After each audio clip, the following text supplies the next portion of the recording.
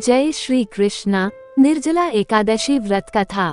जब वेदव्यास ने पांडवों को चारों पुरुषार्थ धर्म, अर्थ, काम और मोक्ष देने वाले एकादशी व्रत का संकल्प कराया था, तब युधिष्ठिर ने कहा, जनार्दन, ज्येष्ठ मास के शुक्ल पक्ष में जो एकादशी पड़ती हो, कृपया उसका वर्णन कीजिए।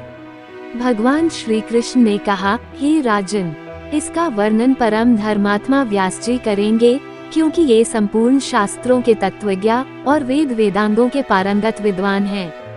तब वेद व्यास जी कहने लगे, कृष्ण और शुक्ल पक्ष की एकादशी में अन्न खाना वर्जित है। द्वादशी को स्नान करके पवित्र होकर फूलों से भगवान केशव की पूजा करें। फिर पहले ब्राह्मणों को भोजन देकर अंत में स्वयं भोजन करें। ये सुनकर भीमसेन बोले, परम बुद्धिमान पितामह, मेरी उत्तम बात सुनिए। राजा युधिष्ठिर, माता कुंती, द्रौपदी, अर्जुन, नकुल और सहदेव ये एकादशी को कभी भोजन नहीं करते तथा मुझसे भी हमेशा यही कहते हैं कि भीमसेन एकादशी को तुम भी न खाया करो, परंतु मैं उन लोगों से यही कहता हूँ कि मुझसे भूख नहीं सही जाएगी।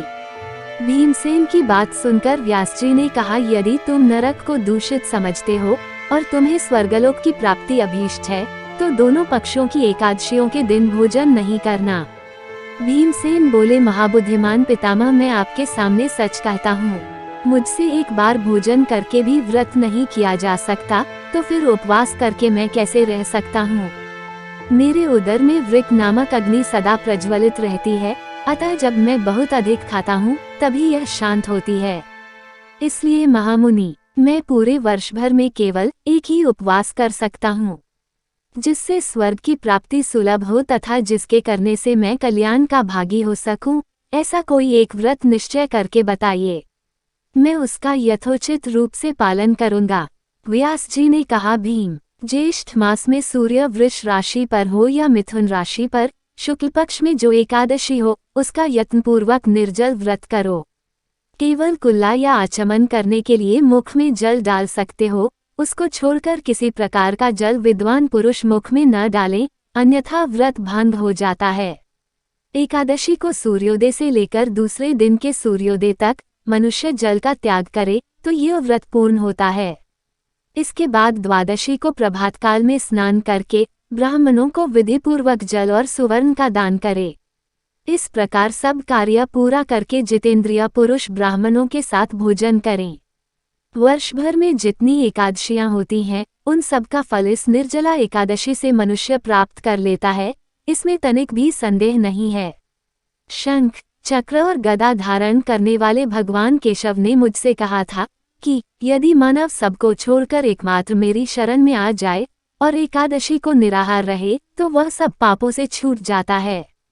कुंती नंदन, निर्जला एकादशी के दिन श्रद्धालु स्त्री पुरुषों के लिए जो विशेष दान और कर्तव्य विहित हैं, उन्हें सुनो। उस दिन जल में शयन करने वाले भगवान विष्णु का पूजन और जलमय धेनु यानी पानी में खड़ी गाय का दान करना चाहिए। सामान्य गाय या घी से बनी गाय का दान भी किया जा सकता है। इस दिन दक्षिणा और कई तरह की मिठाइयों से ब्राह्मणों को संतुष्ट करना चाहिए। उनके संतुष्ट होने पर श्रीहरि मोक्ष प्रदान करते हैं। जिन्होंने श्रीहरि की पूजा और रात्रि में जागरण करते हुए इस निर्जला एकादशी का व्रत किया है, उन्होंने अपने साथ ही बीती हुई 100 पीढ़ियों को और आने वाली 100 पीढ़ियों को भगवान वासुदेव के परम धाम में पहुंचा दिया है।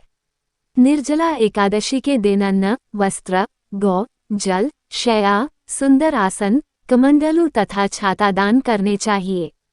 जो श्रेष्ठ तथा सुपात्र ब्राह्मण को जूता दान करता है, वह सोने के विमान पर बैठकर स्वर्गलोक में प्रतिष्ठित होता है। जो इस एकादशी की महिमा को भक्तिपूर्वक सुनता अथवा उसका वर्णन करता है, वह स्वर्गलोक में जाता है।